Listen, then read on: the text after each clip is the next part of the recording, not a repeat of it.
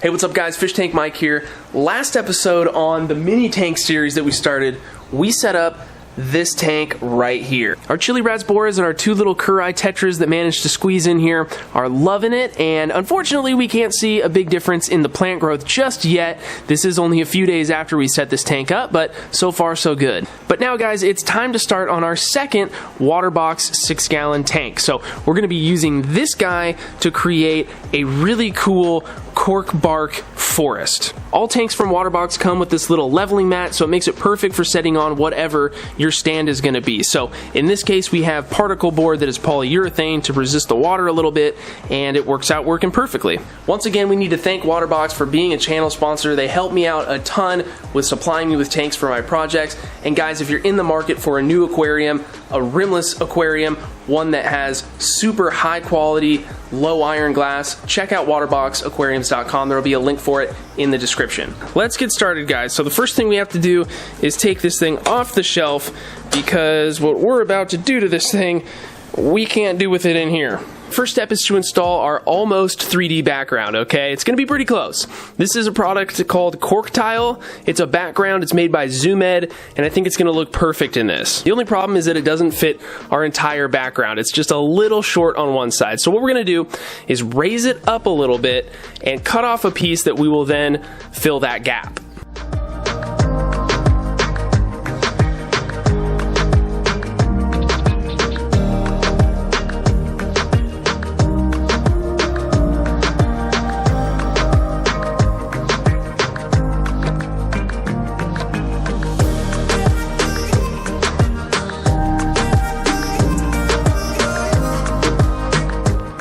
Now that we have our two pieces cut and everything's lining up pretty good, we're now just going to silicone the back of both of these pieces and press them into the aquarium. I have the tank flipped so the back is on the bottom here, and that's going to make the cork tile sitting onto the back of the tank via the silicone a lot easier. I placed a couple of large pieces of dragonstone on them and let this cure for about 12 hours.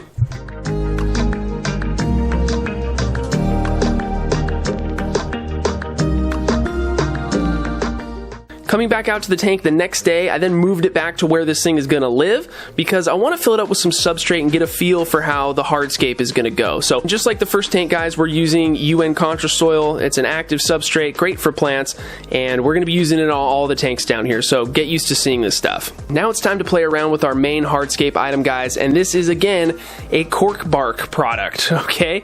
This stuff is really cool looking, it has a lot of character, and again, we're creating some kind of like a sunken forest here. So we have 3 pieces of this, and I just need to take a little bit of time here and play around with where I want these 3 pieces to go in the tank. I then took a picture of the layout that I liked, because we ultimately have to remove these things and fix them into place in the aquarium. They're super buoyant, and they're just going to float up. I don't think any amount of time is going to waterlog these things. I'm not even sure if you can waterlog them, period. After thinking about it for a little while, I realized that if we silicone these straight down to the bottom of the aquarium, it might be kind of hard to do that because of the irregular shape that these things have, but then also it's just going to drop all 3 of those pieces a little bit lower than I wanted. When I was playing around with them, they were on top of a little bit of substrate. So to try and solve these 2 problems, I ended up taking a few pieces of dragonstone and just siliconing each of the pieces to its own piece of dragonstone. I let these 3 pieces cure overnight, came back out, only to find that these pieces, even with the rocks on them, still do not sink, okay? These cork bark rounds are super, super buoyant. But that's okay, because we ended up just siliconing those rock pieces to the bottom of the tank, and that gave me the lift that I originally wanted, and it also made it a lot easier to silicone them to the bottom of the tank, because most of the rocks were flat.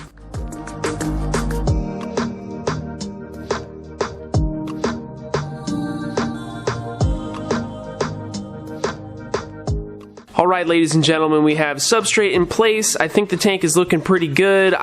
Just by wiggling these around, they feel fairly solid, except for this middle one.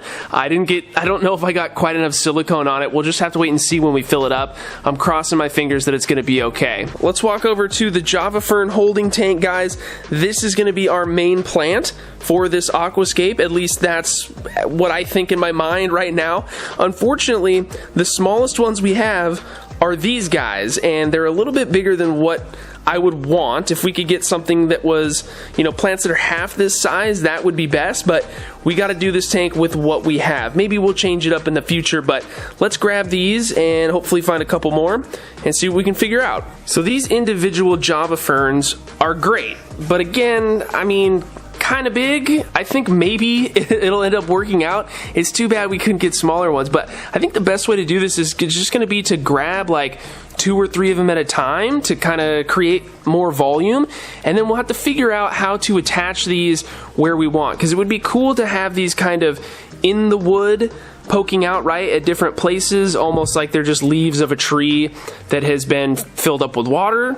And so that means we're probably going to have to be drilling out some holes in this cork bark, which is going to be tough, especially with how precarious like this middle piece is. But let's go get the drill and see what we can come up with.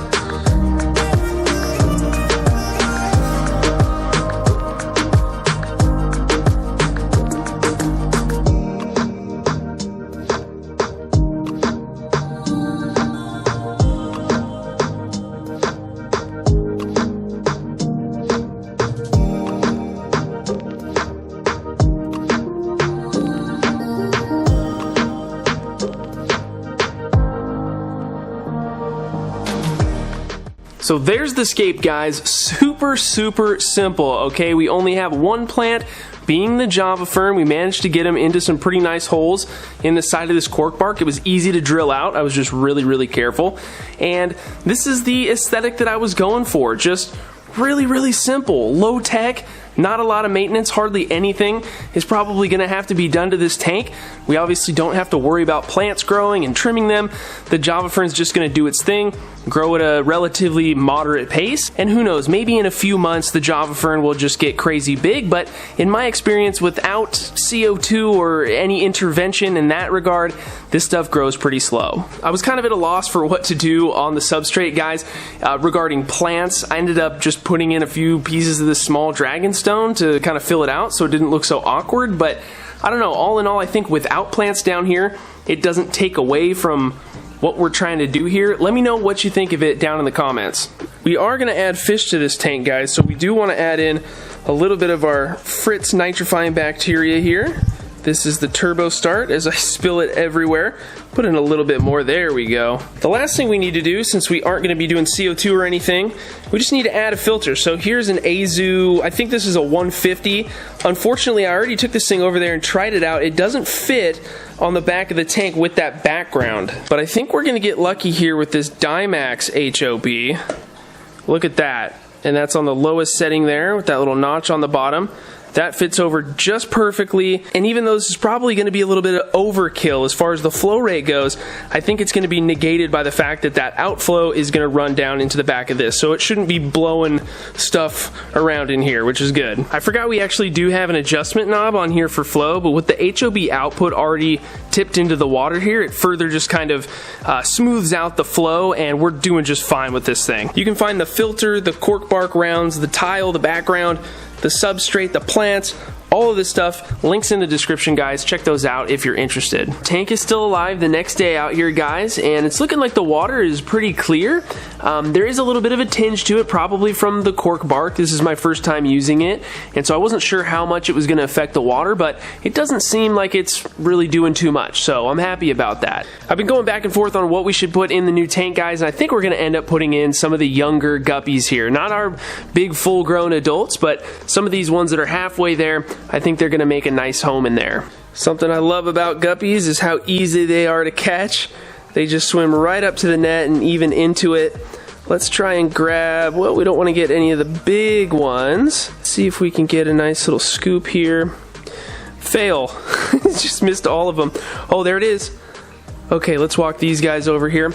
We're just gonna plop and drop because our water parameters are very similar with all the tanks in here, so they shouldn't require any kind of acclimation. They'll do just fine. Grab a few more of these guys. There's 3, 4, 5.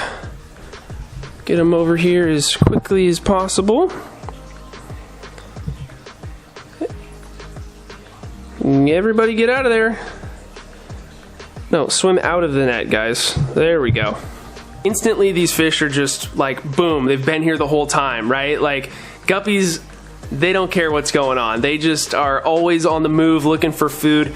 They're not freaking out. A lot of times when you put new fish into a new tank, or any fish into a new tank, I guess I should say, they get a little freaked out. They go and hide at the bottom. Not the guppies. All they want is food. Let's grab a few more. We don't want to put in too many, but they do have a lot of room in here. I'm pretty sure this tank has more water volume than the wine glass. It might not look like it, but this is probably 5 gallons or close to it, you know, with all the hardscape and the substrate. And now that I really think about it, the wine glass does have more water volume. It does look like a lot more, but just a couple of gallons, I don't think that change should make much of a difference. I should thank my buddy Kang Lee over at Twin Cities Guppies for giving me these fish originally. We did a video where we introduced them to the wine glass for the first time, and we started out with like 5 of them, and we got all these babies from those parents in there. So big thanks to Kang Lee. Check out Twin Cities Guppies. Great business, great dude. And he's got great guppies. So I think that's going to do it for today's video, guys. What do you think of the adolescent guppy flooded rainforest Java fern tank? Let me know what we should call this thing down in the comments below. I think that name for the tank is a little bit too long. You guys always have better ideas for that stuff than I do. So drop it down in the comments. Let me know what you think. Thank you so much for watching. Don't forget to subscribe if you're new. Hit the notification bell so you know when I upload the next video. And we'll see you next time, guys. We're going to be starting on one of these tanks up here. Peace.